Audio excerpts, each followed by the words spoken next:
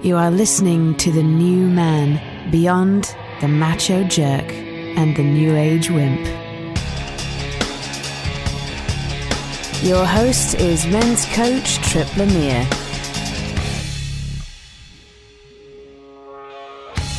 Could the food you're eating be the reason why you're in a pissy mood? Is it true that you've got to go to a therapist or do a bunch of meditation in order to get out of your funk? And are you falling into the trap of the personal development jackass, stressing out about what to eat and how to exercise?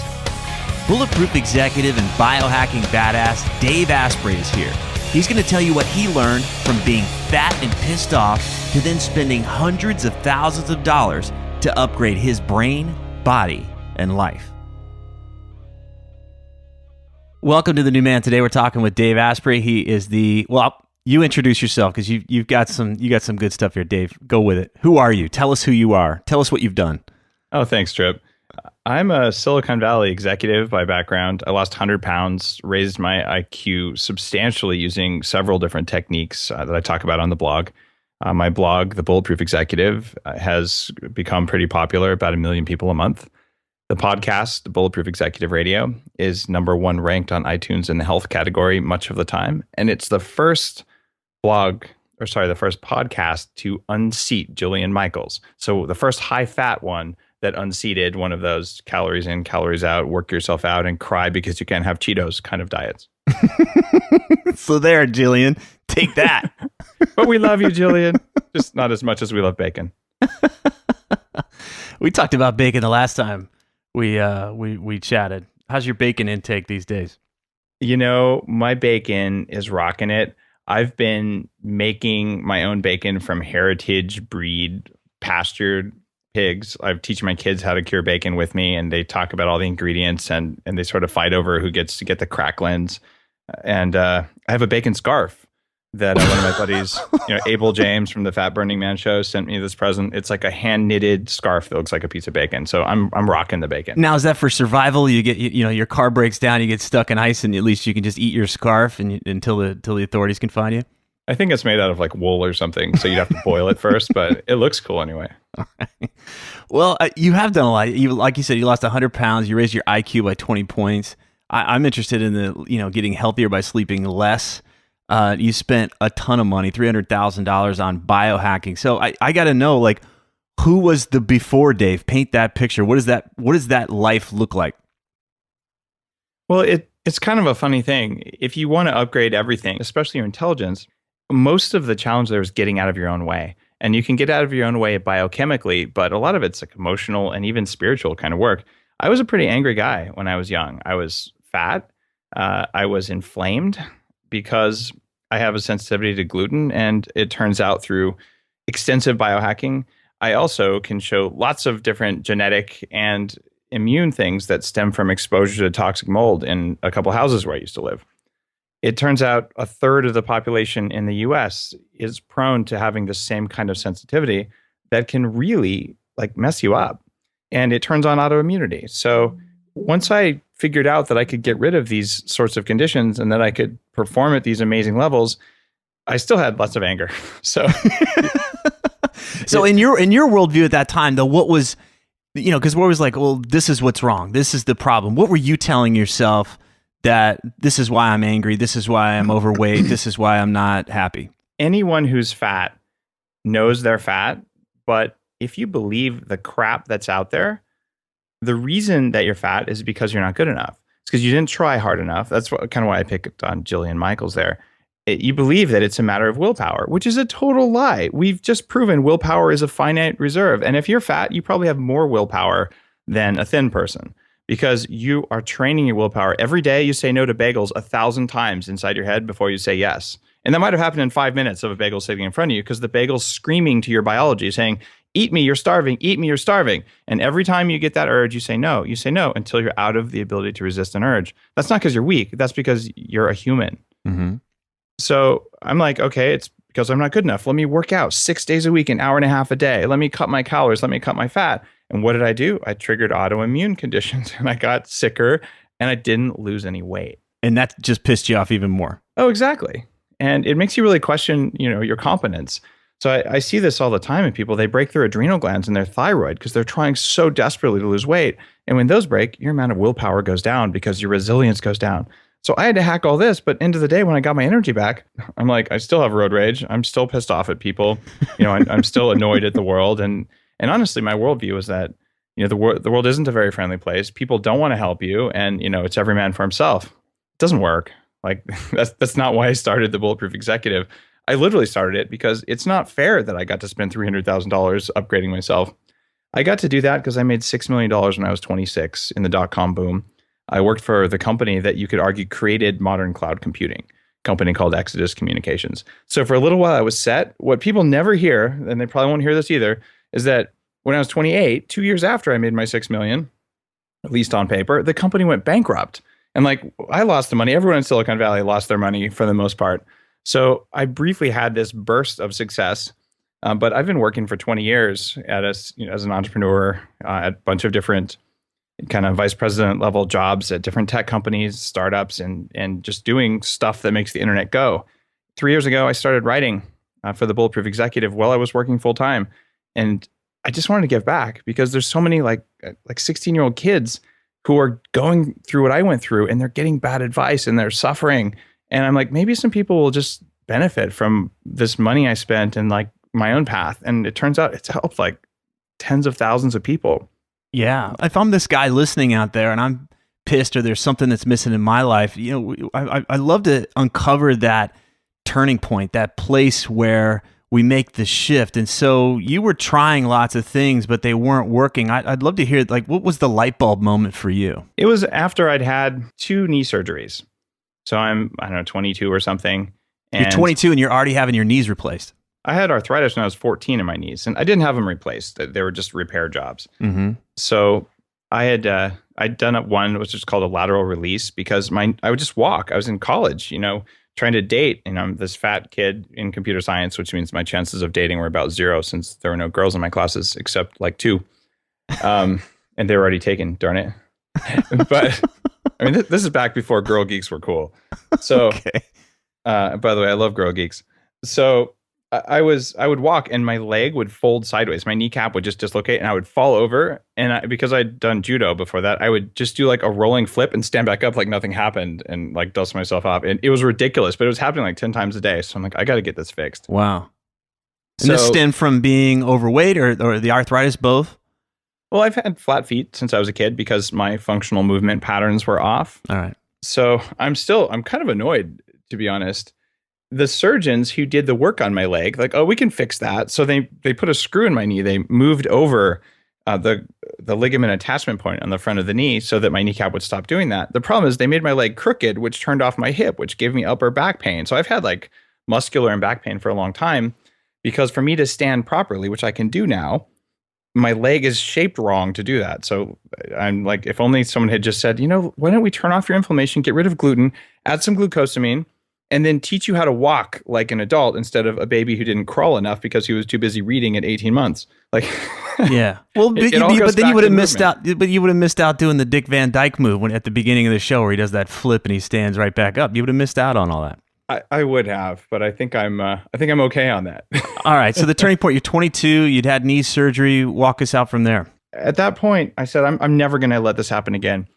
18 months. I worked out 6 days a week, rain or shine, whether I was sick or not, half weights, half cardio. The cardio was 15-degree treadmill, carrying a backpack, going uphill fast.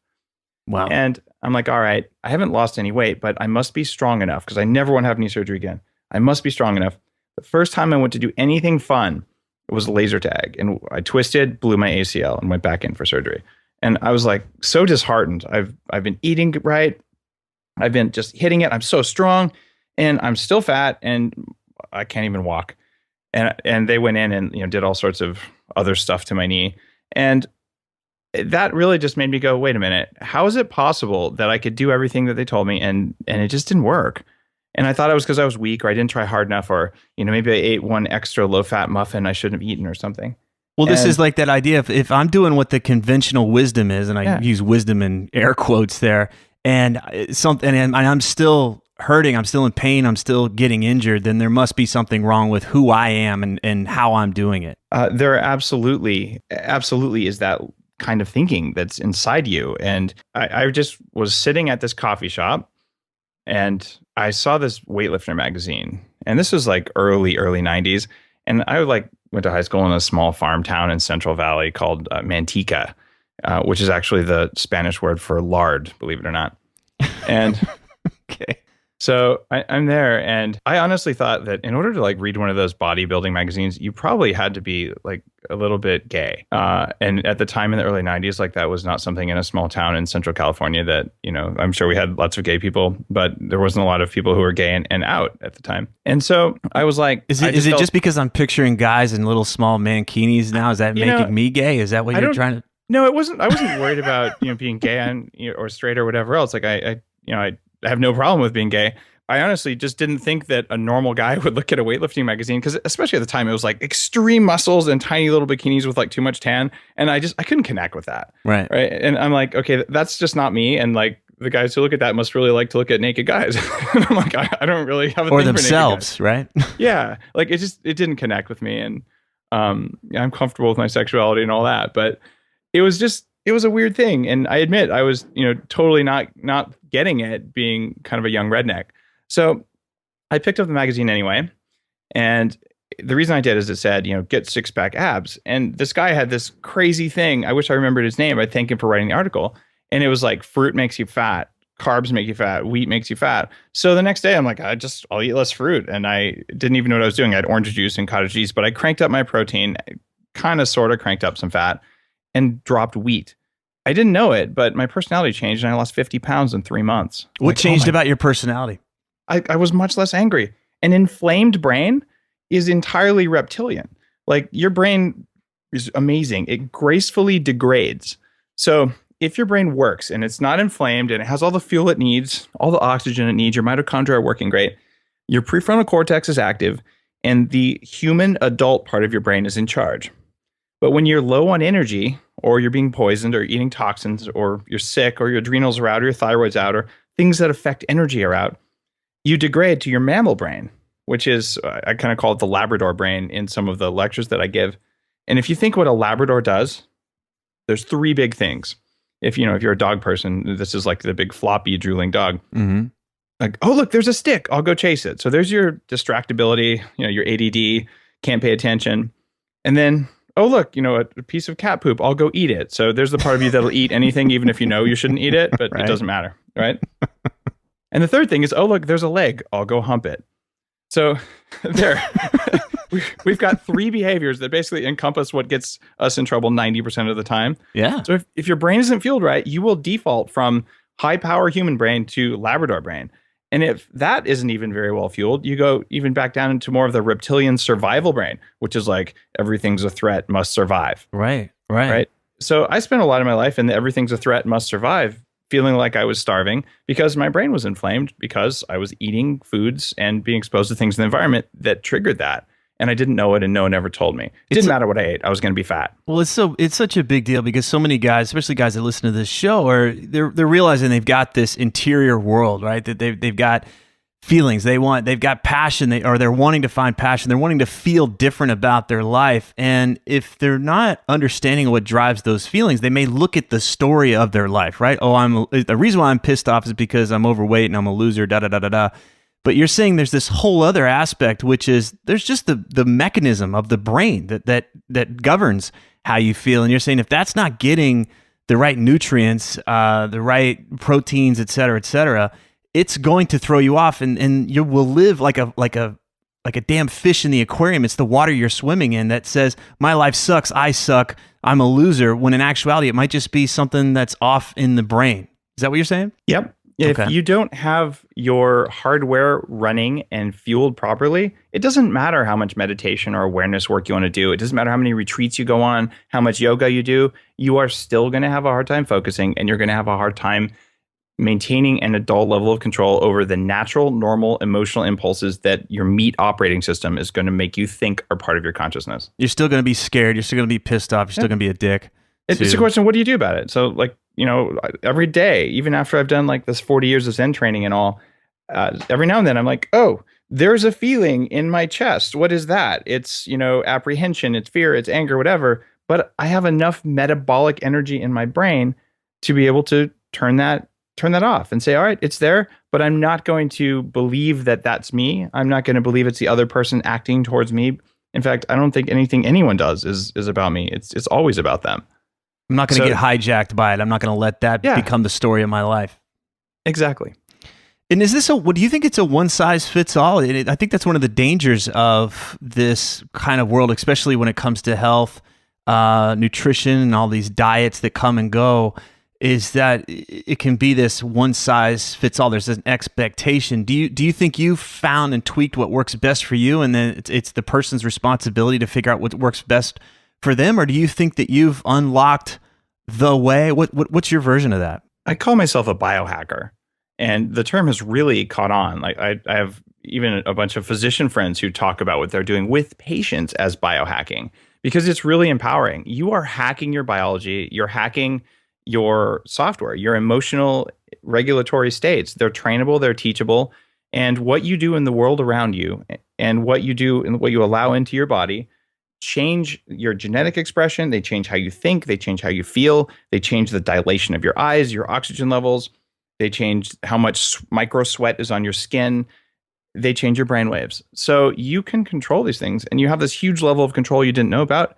So if you have the control to even know it works, you have to have some monitoring. So what I suggest to people is I can put you 80% of the way there. The Bulletproof Diet, by the way, this is an obvious plug, but it's free. If you want to get the Bulletproof Diet, the download is at bulletproofdietbook.com. Just go there and we'll send it to you. And this is my many years attempts at identifying the fats that don't cause inflammation and benefit you and the ones that make you fat. The same thing for protein and starches, and it's in the same sphere as paleo. It didn't evolve from paleo, but it's worth looking at something like that. And then what you want to do is you want to say, all right, what's working for me? And there's an app. It's called Food Sense. It's also free. So I'm not trying to get money here.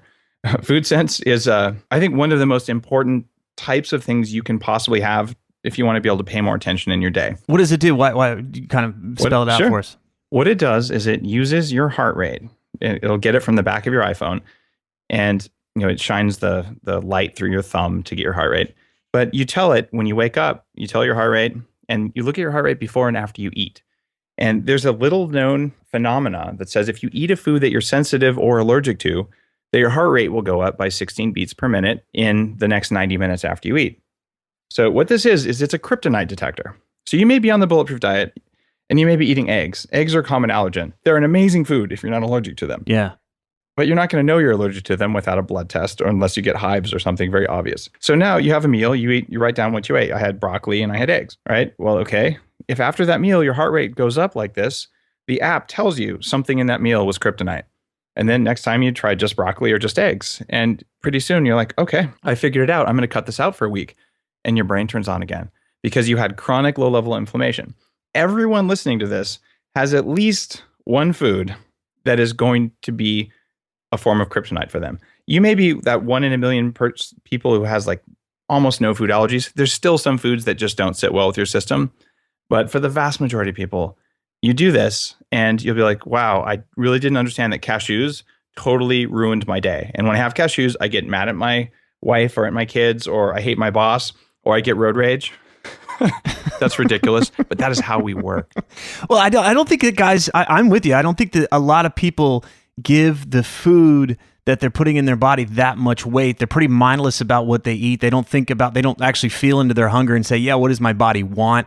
They're not, and so it's just like, they just grab something to throw into their belly so they don't feel uncomfortable anymore. And it's kind of a certain way that people can live too, is just like, whatever I have to do to make sure I don't feel uncomfortable anymore, instead of orienting their life around, hey, this is what actually has me feel stronger, and I eliminate the things that weaken me, that are kryptonite. So I love that you're talking about this process, because we can do it with food, we could do it with relationships, we could do it with people, we could do it with all kinds of things that in our lives, but it takes that level of diligence and that willingness, instead of acting like we're powerless to it and we don't have any idea that this is going on. So I love that you said that everyone has some aspect of this, and that it's your personal responsibility to figure it out, instead of just pointing the finger at like, well, my life sucks and I feel like shit and that's just the way it is.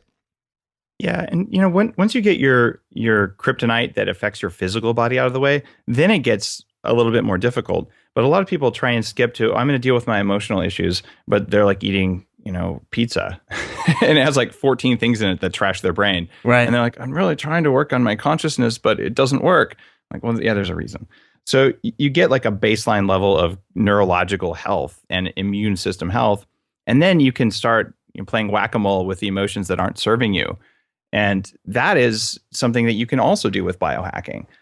And in order to do that, that's much more individualized because everyone had different parents, everyone had different experiences and life conditions. But the model that's most important to understand here is that you have a meat operating system in your body. It keeps like your flesh alive. And it's the same kind of thing that the Labrador or a deer has. And if you ever see like a deer in the forest, you step on a stick, you make a noise, the deer freezes. You make another noise, the deer runs away. It doesn't think, should I run away? What would the best thing to do? It's an immediate life-saving reaction. What would my friends think if I ran away? Exactly. That's perfect. Does my butt look big when I run away? Oh, well, I'll put this on Facebook that I ran away. That's awesome. But like we have those same meat operating system rules. And what they are is unthinking rules to keep you from dying, like from tigers eating you and stuff like that.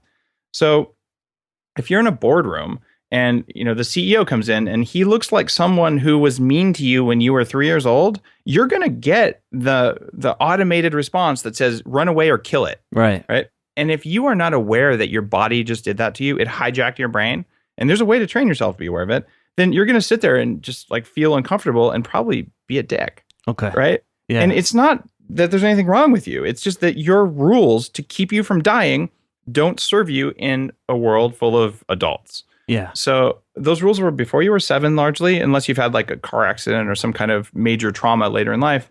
And people who are like incredibly tough, they get these same responses. It doesn't matter like how strong or weak or successful you are. There's lots of CEOs with anxiety and panic attacks. They just don't tell you. I think that's the big myth out there, is that the people that are doing the thing that I want to do, but I think I'm unable to do, they don't have these experiences that I have. But it's that we've been able to train ourselves and to train ourselves. Even though I have this going on, I can choose a different response. I mean, Tripp, I'll tell you, the first time I got divorced. The only time I got divorced. I was gonna say, what number are we on? Okay. Yeah, it's kind of like counting world wars with numbers is a bad token.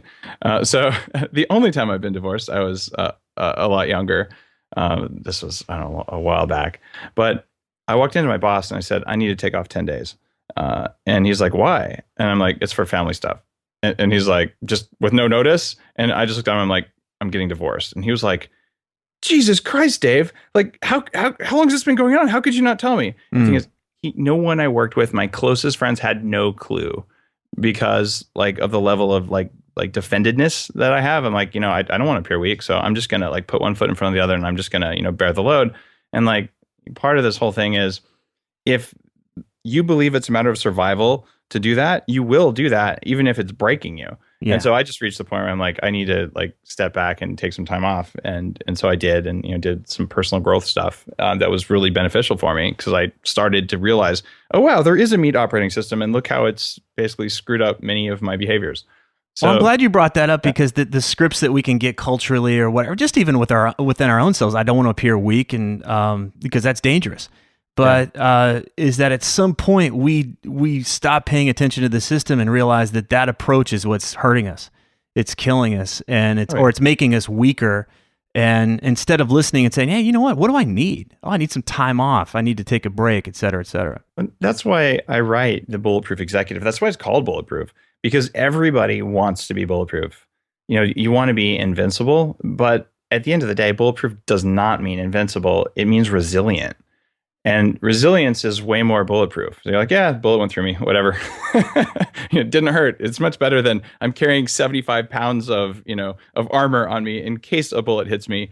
And then it'll still probably knock me over. And it's going to be an enormous effort. And I still found defended. Yeah, I'm walking through the world fully defended, and I'm not really able to be impacted by things. Right. And positively. Here's the problem. If you are not able to be impacted by things, you're not able to have an impact. And that's how it comes down to. Say that again, man, because that is the hallelujah right there. Say that again. If you are not able to be impacted by things, then you're not able to have an impact. Praise God. There it is. Amen, brother. Hallelujah.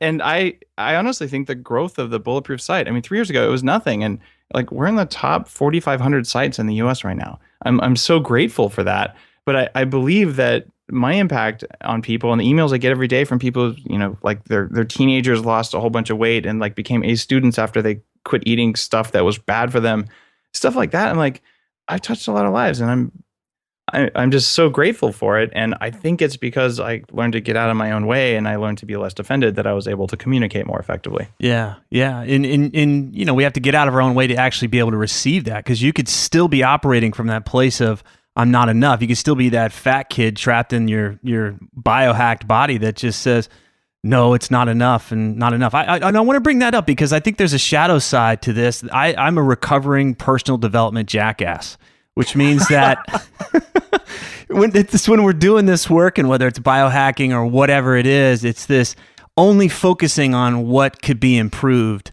and kind of not embracing or appreciating all the good stuff that's already there. And I meet a lot of people that do this just basically from running in the same, you know, in the circles that we're in. It's just so easy to be looking at what I'm not doing enough. And so a little while ago when we were talking, you talked about this, how the diet brings us 80% there. And so if we could just play with that number, because I think some of us lose perspective in this arena. So it's like, all right, I can have a kale shake, or I can go through the drive-through at some shit house and eat a disaster.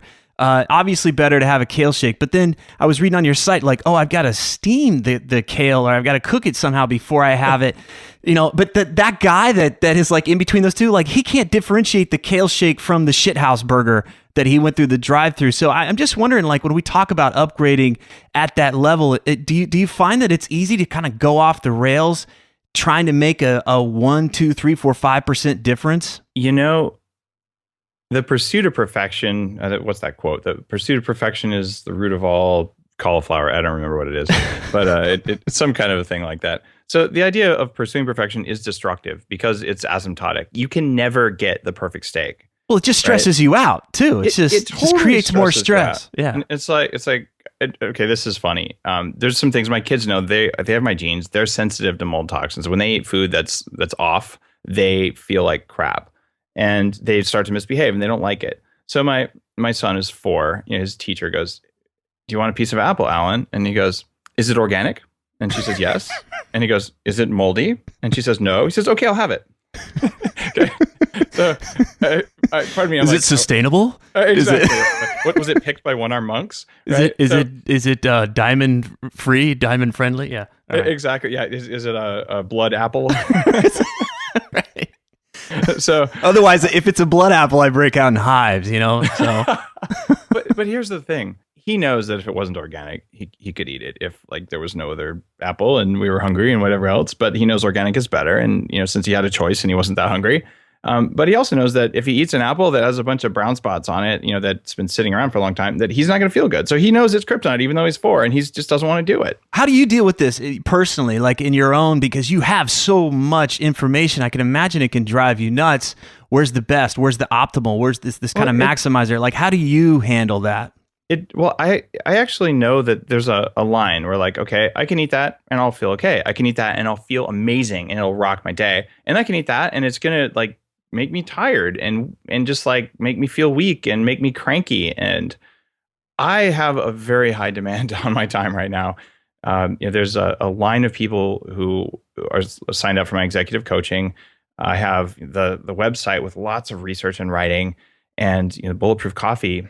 You know, we make real coffee and we make the brain octane oil and stuff like that. So I'm like a CEO and a dad of 2 young kids and a husband and a father and just all this stuff. So I don't want to have 2 hours of downtime because I ate the stuff that's kryptonite to me. And I have more kryptonite than the average person because I've lived in a couple houses with toxic mold and because I have the genes that make autoimmune conditions happen from that. Well, I think that what you're outlining here, Dave, is that yours is more intrinsically motivated, and what I see in the personal development jackass, intrinsically motivated meaning like, wait, it doesn't do me any good to eat something that's going to knock me out for the afternoon. Yeah. And whereas the personal development jackass is the guy he's extrinsically motivated. What should I do? What are the rules? Yeah. I'm trying to get it right, as if there's some place where he's going to get a blue ribbon for living a certain way. And that's what stresses us out. But he's not connected to his actual experience, because if he was, he'd be like, well, I feel okay eating this anyway. It's such a fine line. And the reason that the Bulletproof diet is laid out the way it is as a spectrum from like, this is better than this and this is better than this. And there's warnings all over the place. Even my first book called The Better Baby Book. It's, what do you do before and during pregnancy to have better genes and healthier kids? And there's like 1,300 references. It took me 5 years to write the book, and it's what I did for my own kids. And I damn well tried to identify perfection, given everything we know. And every chapter starts and ends with the same thing. Please don't try and pursue perfection, because stress will make your pregnancy worse. Stress is the worst thing, right? Yeah. But every time you sit down at a menu, you're going to make a choice.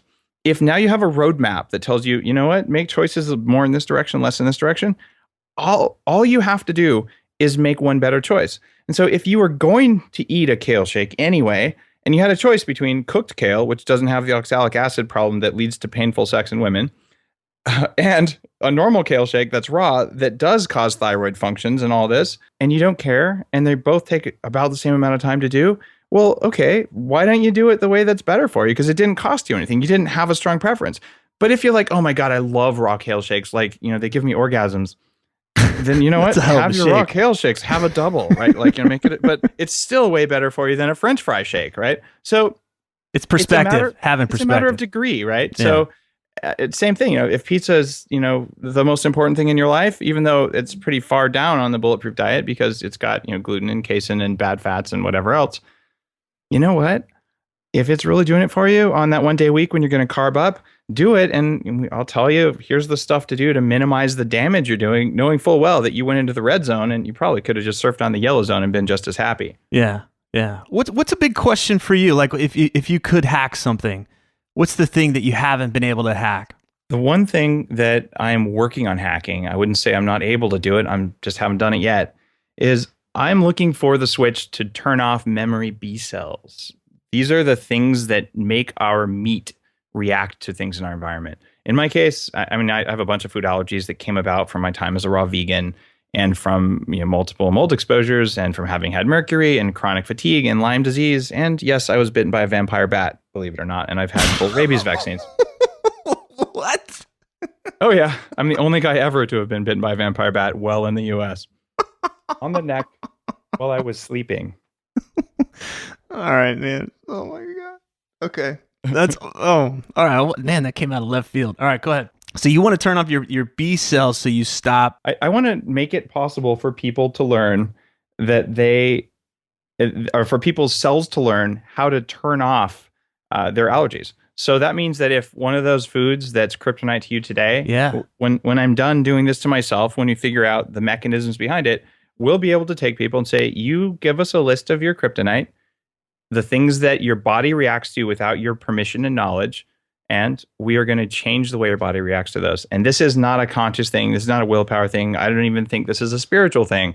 I think this is a biological thing. And if there's a switch to turn it on, there's a switch to turn it off. And I'm working with some very interesting people on unusual technologies to try and do that. When I'm done with this, I want to be able to walk into a house full of Stachy Botrytis and not spend a week inflamed and foggy. And that's what happens to me today. Like, I'm a canary for toxic mold. And frankly, it pisses me off. I'd rather it wasn't like that. So I'm going to fix it. Well, I wholeheartedly support you. My daughter has food allergies, and it's a huge, strain. It can be just a worry, like, being her age, being young, and what if she puts something in her mouth and we're not around for a few minutes? It's just it could kill her. So what's one thing a guy could do today if he could only do one thing that would make it'd be a step in this direction of really making an improvement? What would you recommend? Have one day where you feel like a great golden god and set that as your bar. And now people are going to say I'm doing a pitch. Whatever. I'll just tell you. You're doing a pitch. Go ahead. Have bulletproof coffee made the right way one time. It needs to have the brain octane oil, which provides the most brain fuel in the form of ketones because it converts in 3 steps instead of 26 steps for sugar. Put the grass-fed butter in there and make it with beans that don't have toxins that cause brain fog. When you do that, you blend it and you drink it. If you're like all those other people who come to the website, which is a lot of them, you will have this experience of 0 food cravings, 0 thoughts about food, and just limitless energy. And just remember how you feel about an hour and a half after you have that coffee and make that your bar for how you want to feel all the time. Because when are you going to make works. Starbucks your bitch and just have your own store on every corner? If it, I'm like, where do I get this stuff? Well, it's all on Bulletproof Exec. I know, but I want to be able to, when I'm rocking down the road, just get it. Where do you live? Get me some Bulletproof coffee. I'm in Wilmington, North Carolina. Well, I don't exactly know that I have plans in Wilmington right now, but I'll tell you, we're opening a store in LA. All right, good. And we're going to do a truck as well. That's pretty close to happening. So you'll be able to actually just get your Bulletproof coffee on a truck. And the reason that I want to do this isn't because I want people who are listening to this to go buy the coffee, although I'm grateful if you do. What I want people to do is turn their brain on all the way. And this does that. The ketones that this generates, even if you're eating sugar and all that other stuff, make even people who are in their 60s go, oh my God, I feel young again. Like, it's rejuvenating. And once you have your prefrontal cortex running, you become more self-aware. You realize, look what the Labrador in my brain is doing to me. And I didn't have road rage today. Like, I didn't get pissed off at the kids when I came home and all 3 of them started talking to me at the same time and I didn't have a chance to take a breath. Whatever it is that's doing it to you, you have more control. I want people to have brains that work all the time because they're nicer to each other, and they're nicer to me, they're nicer to my kids, and they're nicer to everyone else. Like, it's just a better deal. It's a genius, man. If you want to do one thing, come drink some great coffee. You make it pretty easy. I like it. What's the best way to learn about you? You've talked about some of the blogs. What's the best place to dive into the Bulletproof Executive world? People can come to bulletproofexec.com, and I'd totally appreciate it if you went to bulletproofdietbook.com and downloaded the infographic there. I will ask you for your email address there. And the reason I'm doing that is that I'm working on a deal with a publisher for the first Bulletproof Diet book. And if you sign up to get that, I can show, look, here are people who are interested. And then the publishers feel safe about investing in a book like this. So anyway, the infographic took many weeks to assemble. There's lots of research behind it. It's free. You can print it and put it on your fridge. And then people stole it, right? There was one very, very popular health website who emailed me. The guy emailed me and said, hey, can I love your infographic. It's amazing. Can I use it on my site? And I said, yes. And then 2 days later, he wrote back and said, I'm going to go with the concept, and basically like blatantly stole it. So fortunately, when I posted his email to my blog and the picture of his copy of my diet, my followers really held him to task, and he pulled the blog post down instead of just linking back to my blog, which is all I asked when he did this. Yeah, I was a very small blog. No one had ever heard of my work. So his blog post had like a whole year's worth of traffic see it. I'm like, why? It's not necessary. Like, I link all over the place to people because we're all on a mission here, and we're all trying to help other people. It's an interesting mindset, though. Like, we could help a lot of people, or we could kind of just try and make me look good. And yeah. All right. I hope I don't turn into one of those. I've spent a lot of time doing this 40 Years of Zen program where you basically in 7 days do the same amount of meditation that you could do in 40 years of daily practice. Your brain is in the same state as someone who's done an advanced Zen practice. And I've done it 5 times. It's basically like 5 lifetimes worth. And so I really like to tell myself that I have enough awareness of my impact on myself and others that I wouldn't do something like that. But who knows? Maybe I will. I'm sure working on not letting that happen. Well, we'll keep an eye on you, buddy. Thanks again. I appreciate you having me on your show, and I really appreciate you coming and talking today and opening the curtain. Let us see what drives you. And yeah, I've learned a lot. I continue to learn a lot from you. I'm grateful for the work that you do, man. Thank you. Tripp, I'm a fan too. Thank you for being on my show, and thanks for the work you're doing. I like it. There's so much more to The New Man than these interviews. So visit thenewmanpodcast.com and join the mailing list so you never miss another update. Thanks for listening.